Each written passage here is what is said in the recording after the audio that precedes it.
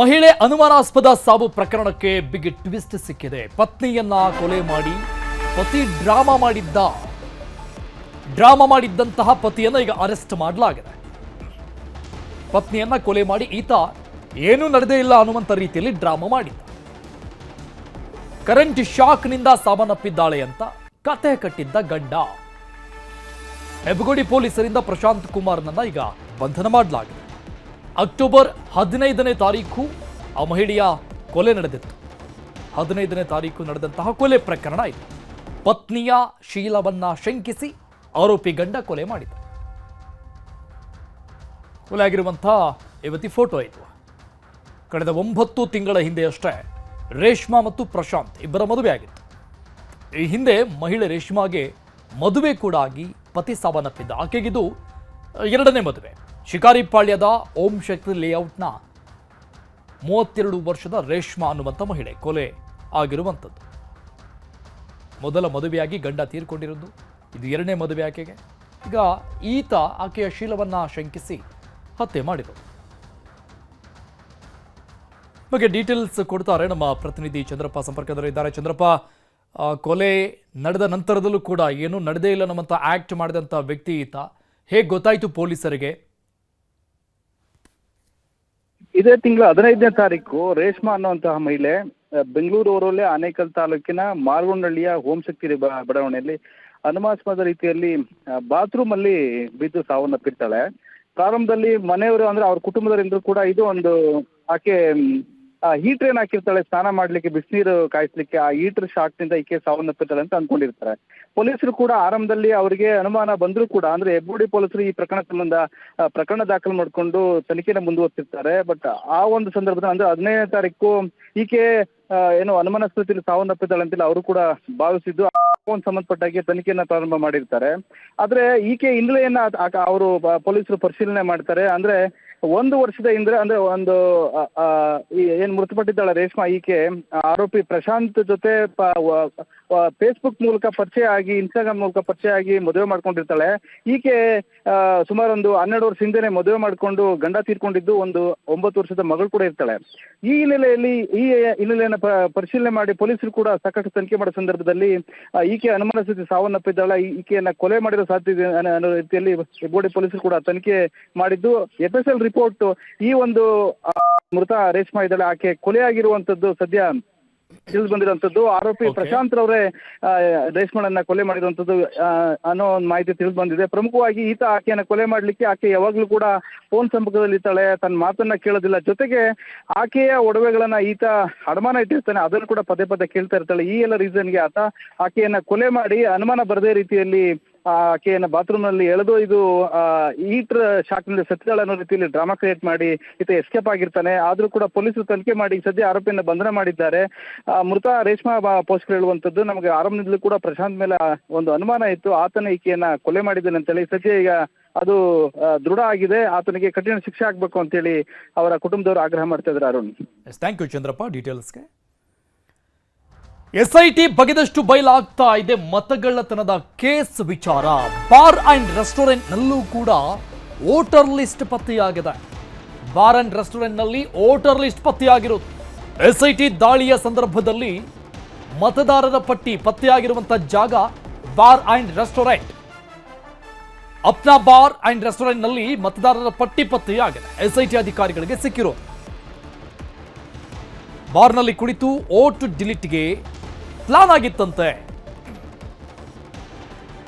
6-7 ಬಾರಿ ಬಾರ್ನಲ್ಲೇ ಮೀಟಿಂಗ್ ಮಾಡಿದ್ದ ವೋಟ್ ಚೋರರು ಯಾವ ಹೆಸರುಗಳನ್ನ ಡಿಲೀಟ್ ಮಾಡಬೇಕು ಅನ್ನುವಂಥ ವಿಚಾರಕ್ಕೆ ಸಂಬಂಧಪಟ್ಟಂಗೆ ಈ ಬಾರ್ ಅಂಡ್ ರೆಸ್ಟೋರೆಂಟ್ ನಲ್ಲಿ ಕುಳಿತುಕೊಂಡು ಚರ್ಚೆ ಮಾಡಿದ್ದು ಗೊತ್ತಾಗಿದೆ.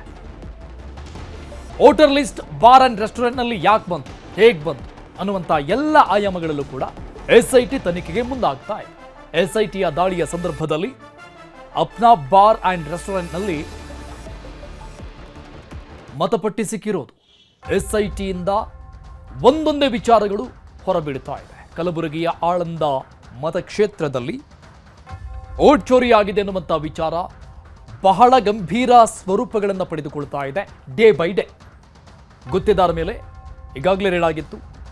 ಮಾಜಿ ಶಾಸಕ, ಬಿಜೆಪಿಯ ಮಾಜಿ ಶಾಸಕ ಗುತ್ತೇದಾರ್ ಈ ವಿಚಾರಕ್ಕೆ ಸಂಬಂಧಪಟ್ಟಂಗೆ ನಿನ್ನೆ ಕೂಡ ಮಾತನಾಡಿದ್ರು ಗೊತ್ತಿದ್ದಾರೆ. ಇದೆಲ್ಲವೂ ಕೂಡ ರಾಜಕೀಯ ಷಡ್ಯಂತ್ರ ಬೇಕಂತಲೇ ಮಾಡ್ತಾ ಇದ್ದಾರೆ, ಯಾವ ವೋಟ್ ಚೋರಿ ಇಲ್ಲ ಏನಿಲ್ಲ ಅನ್ನುವಂಥ ವಿಚಾರವನ್ನು ಅವರು ವ್ಯಕ್ತಪಡಿಸಿದ್ರು. ಆದರೆ ಇವತ್ತು ಕೂಡ ಅದರ ದಾಳಿಯ ಒಂದೊಂದೇ ವಿಚಾರಗಳು ಹೊರಬೀಳ್ತಾ ಇದೆ. ಈ ಬಗ್ಗೆ ಡೀಟೇಲ್ಸ್ ಕೊಡ್ತಾರೆ ನಮ್ಮ ಪ್ರತಿನಿಧಿ ಅರುಣ್ ಕುಮಾರ್ ಕದಂ ಲೈವ್ ನಲ್ಲಿ ಜಾಯ್ನ್ ಆಗ್ತಾ ಇದ್ದಾರೆ. ಅರುಣ್, ನಿನ್ನೆ ಈ ದಾಳಿ ವಿಚಾರಕ್ಕೆ ಸಂಬಂಧಪಟ್ಟಂಗೆ ಗುತ್ತೇದಾರ್ ಒಂದು ವಿಡಿಯೋವನ್ನ ಹೊರಬಿಟ್ಟು ಅದರಲ್ಲಿ ಒಂದಿಷ್ಟು ವಿಚಾರಗಳನ್ನ ಅಂದ್ರೆ ಸ್ಪಷ್ಟನೆ ಕೊಡುವಂತ ರೀತಿಯಲ್ಲಿ ಮಾತನಾಡಿದ್ರು. ಈಗ ಬಾರ್ ಅಂಡ್ ರೆಸ್ಟೋರೆಂಟ್ ನಲ್ಲಿ ವೋಟ್ ಲಿಸ್ಟ್ ಪತ್ತೆ ಆಗುತ್ತೆ ಅಂತ ಇದ್ರೆ ನಿಜಕ್ಕೂ ಕೂಡ ಆಳಂದ ಕ್ಷೇತ್ರದಲ್ಲಿ ಯಾವ ಮಟ್ಟಿಗಿನ ವೋಟ್ ಚೋರಿ ಆಗಿರಬಹುದು ಅಥವಾ ಅಕ್ರಮ ಆಗಿರಬಹುದು ಅನ್ನೋದಕ್ಕೆ ಒಂದು ತಾಜಾ ನಿದರ್ಶನ ಅಲ್ವಾ ಇದು? ಹೌದು ಅರುಣ್, ಏನಂತಂದರೆ 2023 ವಿಧಾನಸಭಾ ಚುನಾವಣೆಯಲ್ಲಿ ಮತಕಳ್ಳತನಕ್ಕೆ ಯತ್ನ ನಡೆಸಲಾಗಿದೆ ಅಂತ ಹೇಳಿ BR ಪಾಟೀಲ್ ಆರೋಪನ ಮಾಡಿದರು. ಆ ಹಿನ್ನೆಲೆಯಲ್ಲಿ SIT ತಂಡ ಕಳೆದ 3 ದಿನಗಳಿಂದ ಕಲಬುರಗಿಯಲ್ಲಿ ವಿವಿಧೆಡೆ ದಾಳಿಯನ್ನು ಮಾಡಿ ಮಹತ್ವದ ದಾಖಲೆಗಳನ್ನು ಕಲೆ ಹಾಕ್ತಾ ಇದ್ದಾರೆ. ನಿನ್ನೆ ಏನಂತಂದರೆ ಆಳಂದನ ಮಾಜಿ ಶಾಸಕರಾದಂಥ ಸುಭಾಷ್ ಗುತ್ತೇದಾರ್ ಅವರ ಮನೆ ನಿವಾಸದ ಮೇಲೆ ಮತ್ತು ಅವರ ಒಡೆತನದ ಬಾರ್ ಮೇಲೆ ದಾಳಿಯನ್ನು ಮಾಡಿದರು. ಅವರ ಮಗನ ಹರ್ಷ ಗುತ್ತೇದಾರ್ ಮಾಜಿ ಜಿಲ್ಲಾ ಪಂಚಾಯತ್ ಸದಸ್ಯರು ಅವರ ಮನೆ ಮೇಲೆ ಕೂಡ ದಾಳಿಯನ್ನು ಮಾಡಿದರು. ಆ ಒಂದು ಅಪ್ನಾ ಬಾರ್ ಆ್ಯಂಡ್ ರೆಸ್ಟೋರೆಂಟ್ನಲ್ಲಿ ಕೂಡ ದಾಳಿ ಮಾಡಿದಂಥ ಸಂದರ್ಭದಲ್ಲಿ ಅಲ್ಲೂ ಕೂಡ ವೋಟರ್ ಲಿಸ್ಟನ್ನು ಪತ್ತೆಯಾಗಿರುವಂಥದ್ದು, ಅದನ್ನು SIT ಅಧಿಕಾರಿಗಳಿಗೆ ವಶಕ್ಕೆ ಪಡ್ಕೊಂಡಿದ್ದಾರೆ. ಹಾಗಾಗಿ ನಾನು ಏನಂತಾರೆ ಈ ಬಗ್ಗೆ ಇಂದು ಪತ್ರಿಕಾಗೋಷ್ಠಿಯನ್ನು ನಡೆಸಿ ಪ್ರತಿಕ್ರಿಯೆ ನೀಡಿರುವಂತಹ ಶಾಸಕ ಸುಭಾಷ್ ಗುತ್ತೇದಾರ್ ಅವರು, ನಾನು ಒಬ್ಬ ರಾಜಕಾರಣಿ, ನನ್ನ ಹತ್ರ ನನ್ನ ತಾಲೂಕಿನ ಮತದಾರ ಪಟ್ಟಿ ಇಟ್ಕೊಳ್ಳೋದಕ್ಕೇನು ಮಹಾ ಅಪರಾಧನ ಅಂಥೇಳಿ ಈ ಪ್ರಶ್ನೆಯನ್ನು ಮಾಡಿರುವಂಥದ್ದು. ನನ್ನ ಕ್ಷೇತ್ರದಲ್ಲಿ ಬರ್ತಕ್ಕಂಥ ಮತದಾರ ಪಟ್ಟಿ ನನ್ನ ಬಳಿ ಇದೆ, ಆದರೆ ಮತದಾನಕ್ಕೆ ಈ ರೀತಿ ಯತ್ನವನ್ನು ನಾನು ಮಾಡಿಲ್ಲ, ಅದು ಮತ ಚೋರಿ ಮಾಡುವಂಥ ಕೆಲಸ ಕೂಡ ನಾನು ಮಾಡಿಲ್ಲ, ಅದು ಮಾಡಲು ಕೂಡ ನನಗೆ ಬರಲ್ಲ ಅನ್ನೋ ಸ್ಪಷ್ಟನೆಯನ್ನು ಕೂಡ ಅವರು ನೀಡಿರುವಂಥದ್ದು. ಆದರೆ SIT ಅಧಿಕಾರಿಗಳು ಬರುವಂಥ ಮುಂಚೆಯೇ ಅವರ ಆಳಂದ ನಿವಾಸದ ಮನೆಯಲ್ಲಿದೆ, ಆ ಮನೆಯ ಎದುರುಗಡೆ ಹಲವು ದಾಖಲೆಗಳನ್ನು ಬೆಂಕಿ ಹಚ್ಚಿ ಸುಡಲಾಗ್ತಿದೆ ಅಂತ ಹೇಳಲಾಗ್ತಿತ್ತು. ಅದಕ್ಕೆ ಅವರು ಏನಂತಂದರೆ ನಮ್ಮ ಮನೆಯಲ್ಲಿ ದೀಪಾವಳಿ ಹಬ್ಬ ಇರೋದರಿಂದ ನಾನು ಮನೆ ಕ್ಲೀನ್ ಮಾಡುವಂಥ ಸಂದರ್ಭದಲ್ಲಿ ನಮ್ಮ ಮನೆಯಲ್ಲಿದ್ದಂತಹ ವೇಸ್ಟ್ ಪೇಪರ್ಗಳಿದ್ದಾವೆ ಅವೆಲ್ಲವನ್ನು ಕೂಡ ನಾವು ಬೆಂಕಿ ಹಚ್ಚಿದ್ವಿ. ಆದರೆ ಈ ರೀತಿ ಒಂದು ಆರೋಪನ ಮಾಡ್ತಾ ಇದ್ದಾರೆ BR ಪಾಟೀಲ್ ಅವರು. ಕಳೆದ 2.5 ವರ್ಷ ಆಯಿತು, ಆದರೆ ಯಾವುದೇ ಅಭಿವೃದ್ಧಿ ಕೆಲಸಗಳಾಗ್ತಾಯಿಲ್ಲ. ಹಾಗಾಗಿ ಈ ರೀತಿಯ ಒಂದು ಆರೋಪಗಳನ್ನು ಕೂಡ ಮಾಡ್ತಾ ಓಡಾಡ್ತದೆ ಅಂತ ಹೇಳ್ತಾ ಇದ್ದಾರೆ. ಆದರೆ ಈ ಬಗ್ಗೆ ಪ್ರತಿಕ್ರಿಯೆ ನೀಡಿರುವಂಥ BR ಪಾಟೀಲ್ ಅವರು, ಈ ಬಗ್ಗೆ ನಾನು ಯಾವುದೇ ರೀತಿಯ ಪ್ರತಿಕ್ರಿಯೆಯನ್ನು ನೀಡಲ್ಲ, ಅದಕ್ಕೆ ಏನೇನು ಬೇಕು ಎಲ್ಲವೂ ಪೂರಕವಾದ ದಾಖಲೆಗಳನ್ನು SIT ಅಧಿಕಾರಿಗಳು ತನಿಖೆಯನ್ನು ನಡೆಸ್ತಾ ಇದ್ದಾರೆ. ಅದರ ಬಗ್ಗೆ ಅವರು ಸಂಪೂರ್ಣವಾಗಿ ತನಿಖೆ ಆದ ನಂತರ ಮುಂದಿನ ದಿನಗಳಲ್ಲಿ ನಾನು ಮಾತಾಡ್ತೇನೆ ಅಂತ ಅನ್ನೋ ಮಾತನ್ನು ಕೂಡ ಹೇಳಿರುವಂಥದ್ದು. ಇನ್ನೂ ಕೂಡ SIT ಅಧಿಕಾರಿಗಳ ತನಿಖೆ ಮುಂದುವರೆದಿರುವಂಥದ್ದು. ಕಳೆದ 3 ದಿನಗಳಿಂದ ಸಾಕಷ್ಟು ಕಡೆಗಳಲ್ಲಿ ಮೊಬೈಲ್ ಆಗಲಿ, ಹಾರ್ಡ್ ಡಿಸ್ಕ್ ಆಗಲಿ, ಈ ರೀತಿ ಲ್ಯಾಪ್ಟಾಪ್ಗಳನ್ನು ಸೇರಿದಂತೆ ಸಾಕಷ್ಟು ದಾಖಲೆಗಳನ್ನು ವಶಪಡಿಸಿಕೊಂಡು ನಿನ್ನೆಯನ್ನು ಸುಟ್ಟಿದ್ದ ದಾಖಲೆಗಳನ್ನು ಕೂಡ ಅಲ್ಲಿದ್ದಂಥ ಅರ್ಧಂಬರ್ಧ ಬೆಂದ ಸುಟ್ಟಂಥ ದಾಖಲೆಗಳನ್ನು ಕೂಡ ಈಗ ತಮ್ಮ ವಶಕ್ಕೆ ಪಡೆದುಕೊಂಡು ಈಗ ಅದರ ಬಗ್ಗೆಯೂ ಕೂಡ FSL ತಂಡನ ಕರೆಸಿ ಈಗ ತನಿಖೆಯನ್ನು ನಡೆಸ್ತಾ ಇರುವಂಥದ್ದು. ಅರುಣ್, ಥ್ಯಾಂಕ್ ಯು ಅರುಣ್ ಡೀಟೇಲ್ಸ್ಗೆ. ಜೈಲಲ್ಲಿ ಸೌಲಭ್ಯ ಸಿಕ್ಕಿಲ್ಲ ಅಂತ ದರ್ಶನ್ ಸುಳ್ಳು ಹೇಳಿದ್ರ? ಹಾಗಾದ್ರೆ ಅಧಿಕಾರಿಗಳ ವರದಿಯಲ್ಲಿ ಬಯಲಾಗಿದೆ ದರ್ಶನ್ ಕಳ್ಳಾಟ. ನಿಯಮದಂತೆ ಎಲ್ಲ ಸೌಲಭ್ಯಗಳನ್ನ ನೀಡಲಾಗಿದೆ ಅಂತ ಕೋರ್ಟ್ಗೆ ವರದಿಯನ್ನ ನೀಡಲಾಗಿದೆ. ಅಧಿಕಾರಿಗಳು ಕೊಟ್ಟಂತಹ ವರದಿಯಲ್ಲಿ ಆರೋಪಿ ದರ್ಶನ್ ಕಳ್ಳಾಟ ನಾಟಕ ಬಯಲಾಗಿದೆ. ಜೈಲು ನಿಯಮದಂತೆ ಎಲ್ಲ ಸೌಲಭ್ಯಗಳನ್ನು ಕೂಡ ಕೊಡಲಾಗ್ತಾ ಇದೆ ಅಂತ ವರದಿಯನ್ನ ಕೊಡಲಾಗಿದೆ. ಮುಚ್ಚಿದ ಲಕೋಟಿಯಲ್ಲಿ ಕೋರ್ಟ್ಗೆ ಕೊಟ್ಟಂತ ವರದಿ. ಬ್ಯಾರಕ್ನಲ್ಲಿ ಒಂದು ಇಂಡಿಯನ್ ಮತ್ತು ಒಂದು ವೆಸ್ಟರ್ನ್ ಟಾಯ್ಲೆಟ್ ಇದೆ. ವಿಚಾರಣಾಧೀನ ಕೈದಿಗೆ ಹಾಸಿಗೆ ಮತ್ತು ದಿಂಬಿನ ಅವಕಾಶವಿಲ್ಲ. ಹೆಚ್ಚುವರಿಯಾಗಿ ಏನ್ ಕೊಡ್ಬೇಕದನ್ನು ಕೊಡಲಾಗುತ್ತೆ ಅನ್ನುವಂಥ ವರದಿ ಉಲ್ಲೇಖ ಮಾಡಲಾಗಿದೆ. ದರ್ಶನ್ ಸೆಲೆಬ್ರಿಟಿ ಆಗಿದ್ದು ಆಚೆ ಓಡಾಡದಂತೆ ನಿಯಮ ಇದೆ. ಅಕ್ಕಪಕ್ಕದ ಅಪಾರ್ಟ್ಮೆಂಟ್ಗಳಿಂದ ಫೋಟೋ ತೆಗೆಯುವಂಥ ಚಾನ್ಸಸ್ಗಳಿರುತ್ತೆ. ಹೇಗಂತ ಅಧಿಕಾರಿಗಳು ಆಕ್ಷೇಪವನ್ನ ವ್ಯಕ್ತಪಡಿಸಿದ್ದಾರೆ. ಟಿವಿ ನೀಡಿಲ್ಲ ಅಂತ ದರ್ಶನ್ ತಕರಾರು ಮಾಡಿದ್ದಾರೆ. ಟಿವಿ ನೋಡೋಕೆ ಕೈದಿಗಳಿಗೆ ಅವಕಾಶ ನೀಡಬಹುದು, ಆದರೆ ಬೇರೆ ಬೇರೆ ಬ್ಯಾರಕ್ಗೆ ಸಪರೇಟ್ ಆಗಿ ಟಿವಿ ಕೊಡಿ ಅನ್ನುವಂಥ ಅವಕಾಶ ಇಲ್ಲ ಅಂತ ವರದಿಯನ್ನ ಕೊಡಲಾಗಿದೆ ಕೋರ್ಟ್ಗೆ.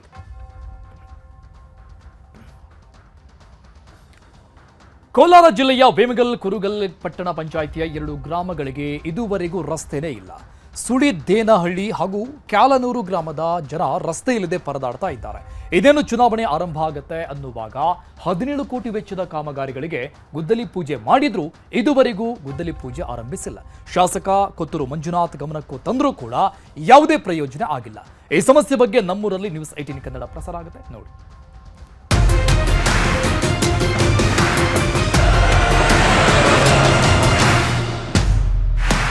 ನಮ್ಮೂರಲ್ಲಿ ನ್ಯೂಸ್ 18 ವಿಶೇಷ ಕಾರ್ಯಕ್ರಮಕ್ಕೆ ಸ್ವಾಗತ. ನಾನು ಮಂಜು ಆರ್ಯ.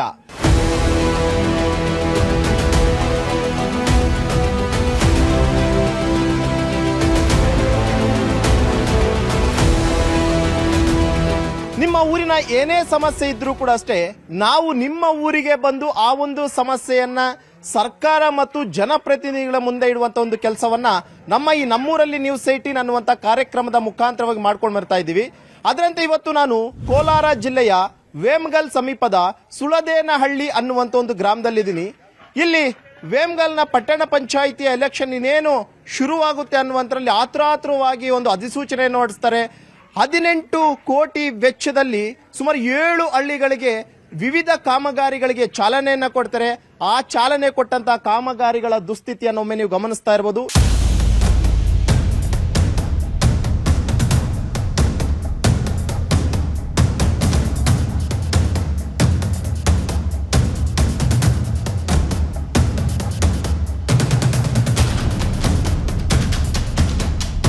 ಗೆದ್ದಿದ್ದಾದ್ಮೇಲೆ ಎಲ್ಲೋದ್ರು ಇವರೆಲ್ಲರೂ ಅವ್ರ ಕಗ್ಗಿಸ್ದಂಗೆ ಗೀಸ್ಬಿಟ್ಟು ಊರೋದ ಯಾವುದಿಲ್ಲ ಅಂತ ಓಡಾಡ್ಬಿಟ್ಟು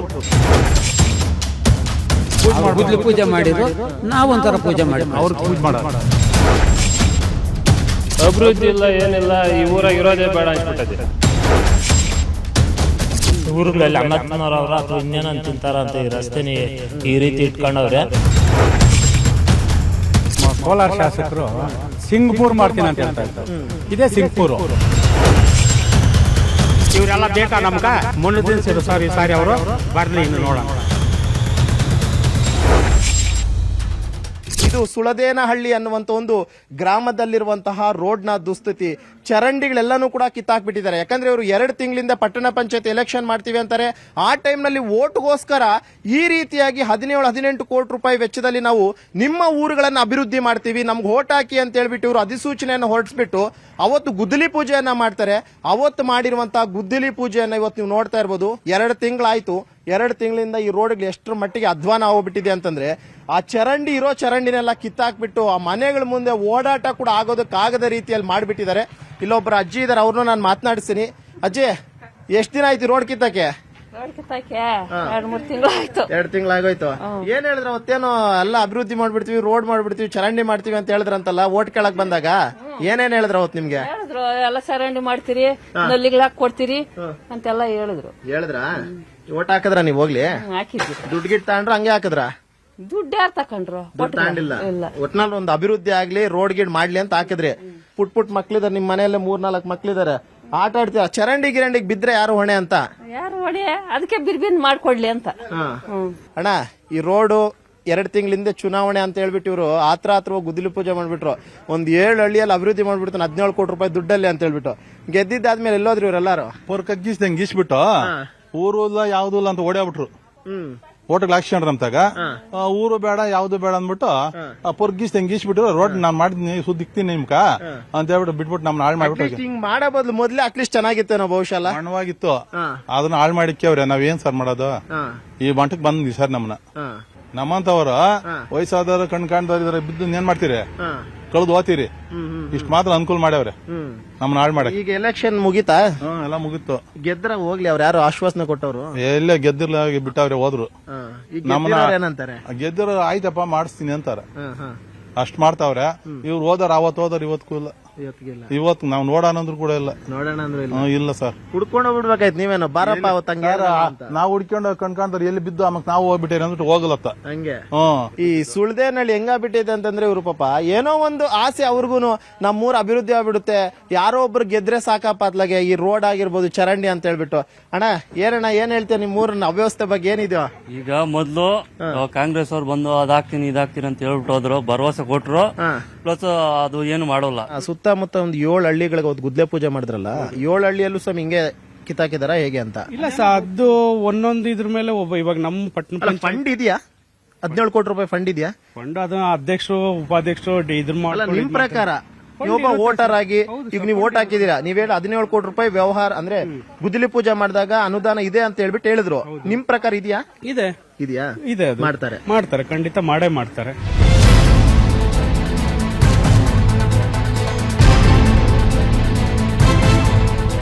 ಈಗ ನಾನು ವೇಮಗಲ್ ಬಳಿ ಇರುವಂತಹ ಸುಳದೇನಹಳ್ಳಿ ಅನ್ನುವಂತ ಒಂದು ಗ್ರಾಮದಲ್ಲಿದ್ದೀನಿ. ಇಲ್ಲೂ ಕೂಡ ನೀವು ನೋಡ್ತಾ ಇರ್ಬೋದು ಒಂದಷ್ಟು ಜನ ಆರಾಮಾಗಿ ಕಟ್ಟೆ ಕೆಳಗಡೆ ಕೂತ್ಕೊಂಡಿದ್ದಾರೆ. ಅವ್ರನ್ನೇ ಕೇಳ್ತೀನಿ ಏನೆಲ್ಲ ಪ್ರಾಬ್ಲಮ್ಗಳಾಗ್ತಿದೆ. 2 ತಿಂಗಳ ಹಿಂದೆ ಎಲೆಕ್ಷನ್ ಮಾಡುವಂತ ಸಂದರ್ಭದಲ್ಲಿ ಕೊಟ್ಟಂತ ಆಶ್ವಾಸನೆಗಳು ಈಡೇರಿದೆಯಾ ಇಲ್ವಾ, ಅಥವಾ ರೋಡ್ ಮಾಡ್ಕೊಡ್ತೀವಿ ಅಂತ ಹೇಳಿದಾರಂತೆ, ಚರಂಡಿಗಳನ್ನ ಮಾಡ್ತೀವಿ ಅಂತ ಹೇಳಿದಾರಂತೆ, ಅದೆಲ್ಲ ಆಯ್ತೋ ಇಲ್ವಾ ಅಂತ ಹೇಳ್ಬಿಟ್ಟು ನಾನು ಅವ್ರನ್ನೇ ಒಬ್ಬೊಬ್ಬರನ್ನ ನಾನು ಕೇಳ್ತೀನಿ. ಈಗ 1-2 ತಿಂಗಳ ಹಿಂದೆ ನಿಮ್ ಪಟ್ಟಣ ಪಂಚಾಯತ್ ಎಲೆಕ್ಷನ್ ಆಯ್ತಲ್ಲ, ಎಲೆಕ್ಷನ್ ಆಗೋಗ ಒಂದಷ್ಟು ಹೇಳಿದ್ರು ನಿಮ್ಗೆ, ಒಂದು 17 ಕೋಟಿ ರೂಪಾಯಿ ಇದೆ ದುಡ್ಡು, ನಾನು ಹಂಗ್ ಮಾಡ್ಬಿಡ್ತೀವಿ ಹಿಂಗ್ ಮಾಡ್ಬಿಡ್ತೀವಿ ಅಂತ, ಅದೆಲ್ಲ ಆಯ್ತಾ? ಇಲ್ಲ ಸರ್, ಆಗಿಲ್ಲ. ಯಾವುದು ಮಾಡೋಕ್ಕಾಗಿಲ್ಲ. ಸುಮಾರು ಅವಾಗ MLA ಕುತ್ತೂರು ಮುಂಜಾನೆ ಗೆದ್ಕೊಂಡು ಹೋದ್ರು, ಬಂದು ಎಲ್ಲ ರೋಡ್ ಮಾಡ್ತೀನಿ ನಲ್ಲಿಗಳು ಹಾಕ್ಸ್ತೀನಿ ಅಂತ ಹೇಳ್ಬಿಟ್ಟು ಹೋದವರು. ಇವಾಗ ಅಡ್ರೆಸ್ ಇಲ್ಲ. ಈಗ ಈ ಜಲಜೀವನ್ ಯೋಜನೆ ಅಡಿಯಲ್ಲಿ ಪ್ರತಿಯೊಂದು ಮನೆಗೂ ಒಂದೊಂದು ನಲ್ಲಿ ಹಾಕ್ತಾರಲ್ಲ, ನಿಮ್ಮೂರಲ್ಲಿ ಏನಾದ್ರು ಹಾಕಿಲ್ವಾ? ಇಲ್ಲ ಸರ್, ಹಾಕಿಲ್ಲ. ಕೇಳಿದ್ರಾ? ಹೇಳಿದ್ರಿ. ಏನಂದ್ರು? ಇಲ್ಲ, ಯಾವಾಗ ಇದ್ ಮಾಡಿದ್ರೆ ಯಾವ್ದು ಮಾಡಕ್ಕೂ ಆಗ್ಲಿಸ್ತಲ್ಲ ಅವರು. ಇವ್ರು ಹೇಳ್ತಾ ಇದ್ರು ಎಲೆಕ್ಷನ್ ಟೈಮಲ್ಲಿ ಹಂಗ್ ಮಾಡ್ತೀವಿ ಹಿಂಗ್ ಮಾಡ್ತೀವಿ ಅಂತ. ಈಗ ಮನೆಗೆ ಒಂದೊಂದು ನಲ್ಲಿ ಹಾಕ ಅಂತದೊಂದು ಯೋಜನೆ ಇದೆ, ಅದನ್ನು ಕೂಡ ನಿಮ್ಗೆ ಮಾಡ್ತಿಲ್ಲ ಅಂತಲ್ಲ ಇಲ್ಲಿ? ಇಲ್ಲ ಸರ್, ಮಾಡಿಲ್ಲ ಸರ್. ಅವರು ಬಂದು ಎಲೆಕ್ಷನ್ ಟೈಮ್ ನಲ್ಲಿ ಬರ್ತಾರ, ಏನೋ ಒಂದು ಗಿಮ್ಮಿಕ್ ಮಾಡ್ಬಿಟ್ಟು ಗುದ್ಲೆ ಪೂಜೆ ಮಾಡೋದು, ಇಲ್ಲೊಂದ್ 2 ನಲ್ಲಿ ಹಾಕಿರೋ ಆ ರೋಡ್ ನೆಲ್ಲ ಕಿತ್ತು ಹಾಳು ಮಾಡ್ಬಿಟ್ಟು ಆಚೆ ಹೋದ್ರು. ಈಗ ಅದ್ರಲ್ಲಿ ಏನೋ ಮನಸ್ಸೇ ತಗೊಂಡಿಲ್ಲ. ಎಲೆಕ್ಷನ್ ಇನ್ನೊಂದು ವಾರನ ಬರ್ತಾರ, ನಾನು ಅದ್ ಮಾಡ್ತೀನಿ ಇದ್ ಮಾಡ್ತೀನಿ ಇನ್ನೊಂದ್ ಮಾಡ್ತೀನಿ ಅಂತ ಹೇಳ್ಬಿಟ್ಟು ಗಿಮಿಕ್ ಮಾಡ್ಬಿಟ್ಟು ಅವ್ರಷ್ಟು ಹೊರಟೋತಾರ. ಬಂದ್ರು ಗುದ್ಲಿ ಪೂಜೆ ಮಾಡಿರೋ. ಈಗ ಸ್ವಲ್ಪ ಅಣ್ಣ, ಈಗ ನಾನು ಈಗ ಕೋಲಾರಿಂದ ಹಿಂಗ್ ಬರ್ತಿದ್ದೆ, ಹಿಂಗ್ ವೇಮಗಲ್ಲಿಂದ ಬಂದು ನಿಮ್ 3 ಟರ್ನ್ ಆದ್ವಲ್ಲ, 4 ಕಿಲೋಮೀಟರ್ ರೋಡ್ ಹೆಂಗಾಗೈತೆ ಅಂತಂದ್ರೆ ಬರಕ್ಕೆ ಆಗಲ್ಲ. ಈಗ ನಿಮ್ ರೋಡ್ ಬರ್ತೈತಲ್ಲ ಈ ರೋಡ್, 4 ಕಿಲೋಮೀಟರ್ ರೋಡ್ ಅಧ್ವಾನ ಆಗ್ಬಿಟ್ಟೈತೆ. ರೋಡ್ ಅಂದ್ರೆ ಬಂದು ಗುದ್ಲಿ ಪೂಜೆ ಮಾಡಿ ಎಲ್ಲಾ ಗೀಸಿದ್ರು, ನಾನ್ ಮಾಡ್ಬಿಡ್ತೀನಿ ಮಡಿಗೆ ಆಗ್ತೀನಿ 3 ಕೋಟಿ ಹಾಕಿದ್ನಿ ಅಂತ ಹೇಳಿರೋ. 3 ಕೋಟಿನೂ 3 ರೂಪಾಯಿನೂ ಇಲ್ಲ. ಅವತ್ ಗೀಸಿದವರು ಪತ್ತೆ ಇಲ್ಲ. ಇಲ್ಲಿ ಹಳ್ಳಗಳಾಗ ಎದ್ದು ಬಿದ್ದು ಸಣ್ಣ ಪಣ್ಣವರು ತೊಂದರೆ ಆಗ್ತಾ ಇದೆ ಸರ್. ಇದು ಗಡಿ ಭಾಗ ನಮ್ಮದು, ಕೋಲಾರಕ್ಕೆ ಗಡಿ ಭಾಗ. ಈ ಕಡೆ MLA ಆಗಲಿ MP ಆಗಲಿ ತಲೆಗೆ ಮುಳುಗಲ್ಲ. ಏನೋ ಚುನಾವಣೆ ಬಂದಾಗ ಗಿಮಿಕ್ ಮಾಡಕ್ ಬರ್ತಾರೆ. 2 ವರ್ಷ MLA ಎಲೆಕ್ಷನ್ ಆದಾಗ ಒಂದ್ಸಾರಿ ಬಂದು ನಾವು ಎಲ್ಲ ಮಾಡ್ಬಿಡ್ತೀವಿ ಅಂತ ಹೇಳಿ ಆಶ್ವಾಸನೆ ಕೊಟ್ರು. ಇದುವರೆಗೂ ಅದು ಬಂದು ಇಲ್ಲ, ನೋಡೂ ಇಲ್ಲ. ತಿರುಗಿ ಮೊನ್ನೆ ಪಟ್ಟಣ ಪಂಚಾಯತಿ ಎಲೆಕ್ಷನ್ಗೆ ಬಂದ್ರು, ಗುದ್ಲಿ ಪೂಜೆ ಮಾಡಿಬಿಟ್ರು. ನಿಮ್ಮ ಊರಿಗೆ ಲೈಟ್ ಹಾಕಿಸ್ತೀವಿ, ಫಿಲ್ಟರ್ ಹಾಕಿಸ್ತೀವಿ ಅಂದ್ಬಿಟ್ರು, ಮನೆ ನಲ್ಲಿ ಹಾಕಿಸ್ಕೊಡ್ತೀವಿ ಅಂದ್ರು. ಅಷ್ಟೇ, ಅವ್ರು ಹೇಳ್ಬಿಟ್ಟು ಹೋದ್ರು. ಓಟ್ ಹಾಕ್ಬಿಟ್ರಿ, ಯಾರು ಬರೋಲ್ಲ. ಈಗ ನೋಡಿ ಇನ್ನೊಂದ್ 2 ವರ್ಷ ಬಿಟ್ಕೊಂಡು MLA ಎಲೆಕ್ಷನ್ ಬರ್ತಾರೆ ಗ್ಯಾರಂಟಿ. ಬಂದಾಗ ಬಂದಾಗ ಗುದ್ಲಿ ಪೂಜೆ ಮಾಡಿರು, ನಾವ್ ಒಂಥರ ಪೂಜೆ ಮಾಡಿ ಪೂಜೆ ಮಾಡಾರ. ನೀವು ಪೂಜೆ ಮಾಡ್ಬೇಕು, ಮಾಡ್ತೀರಿ. ನೀವು ಬರೀ ಗುದ್ಲಿ ಪೂಜೆ ಮಾಡಿದ್ರೆ ನಾವು ಟೆಂಕಾಯಿ ಎತ್ಕೊಂಡು ಅವ್ರು ಪೂಜೆ ಮಾಡ್ತೀರಿ. ಹಂಗೆ ಟೆಂಕಾಯಿ ಎತ್ಕೊಂಡು ಅರ್ಶನ ನಾಮಿಕ್ ಬಿಟ್ಟು ಪೂಜೆ ಮಾಡ್ತೀರಿ. ನೋಡಿದ್ರಲ್ಲ ಯಾವ ಮಟ್ಟಿಗೆ ಜನ ಆಕ್ರೋಶ ಅಂತಂದ್ರೆ, ಇವರು ಎಲೆಕ್ಷನ್ ಅಂತ ಬಂದಾಗ ಬರ್ತಾರೆ, ಕಾಲ್ಗೂ ಕೂಡ ಬೀಳ್ತಾರೆ. ಏನು ಯಾವ ಮಟ್ಟಕ್ಕೆ ಕೇಳ್ತಾರೆ ಅಂತಂದ್ರೆ, ಬಹುಶಃ ನಾಳೆನೇ ಎಲ್ಲ ಅಭಿವೃದ್ಧಿ ಆಗುತ್ತೆ ಅನ್ನೋ ಮಟ್ಟಕ್ಕೆ ಕೇಳ್ತಾರೆ. ಅದ್ ಗೆದ್ದಿದ್ದ ಆಗೋಗಿದ್ದಾದ್ಮೇಲೆ ಯಾರು ಕೂಡ ಈ ಕಡೆ ಬರಲ್ಲ ಅಂತ ಹೇಳ್ಬಿಟ್ಟು ಎಲ್ಲರೂ ಕೂಡ ಅಷ್ಟೇ ತುಂಬಾ ಆಕ್ರೋಶಗೊಂಡ್ಬಿಟ್ಟಿದ್ದಾರೆ ಇಲ್ಲಿ. ಅಣ್ಣ, ಈಗ ನಿಮ್ಮವ್ರು ಒಂದಷ್ಟು ಜನ ಹೇಳ್ತಿದ್ರು, ನಾವು ಈ ಊರಲ್ಲಿ ಏನಕ್ಕಪ್ಪ ಹುಟ್ಟಿದ್ವಿ, ನಾವು ಊರಲ್ಲಿ ಹುಟ್ಟಿದೆ ದೊಡ್ಡ ತಪ್ಪೇನೋ ಅಂತ ಅನ್ಸ್ತಿದೆ ಅಂತ ಹೇಳ್ತಿದ್ರು. ಯಾಕೆ, ಏನಾಯ್ತು ಅಂತ? ಅಭಿವೃದ್ಧಿ ಇಲ್ಲ, ಏನಿಲ್ಲ, ಈ ಊರಾಗ ಇರೋದೇ ಬೇಡ ಅನ್ಸ್ಬಿಟ್ಟದೆ. ಅಷ್ಟೇ ಸಮಸ್ಯೆ. ನಮ್ಮ MLA ಯಾರು ಅನ್ನೋದು ನಮ್ಮ ಊರಲ್ಲಿ ಯಾರಾದ್ರೂ ಗುರುತು ನೋಡ್ಬಿಟ್ರೆ ಅವ್ರೇನೇ ಕೇಳಿ ನಾವು ಜವಾಬ್ದಾರಿ.